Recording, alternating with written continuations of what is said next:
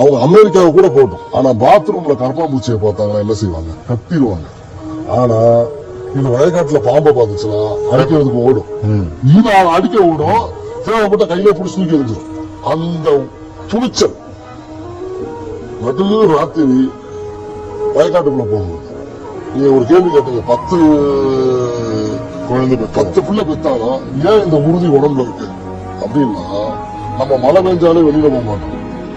ஆனா கிராமத்துல நீங்க பாத்தீங்கன்னா சோன்னு மழை பெஞ்சுக்கிட்டு கீழே கட்டோட ஒரு பொம்பளை போயிடும். அசுரத்தனமான உடல் உழைப்பு.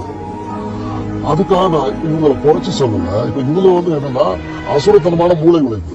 இந்த பாட்டியை பூரா எவ்வளவு தெளிவா உட்காந்துருக்கு பாருங்க. நெத்தியில விபூதியை பூசி எவ்வளவு தெளிவா உட்காந்துருக்காங்க பாருங்க. ஆனா இன்றைய ஜெனரேஷன் பாட்டி ஆகும் போது இந்த தெளிவுத்தன்மையோட இருப்பாங்களான்னு எனக்கு தெரியாது சார்.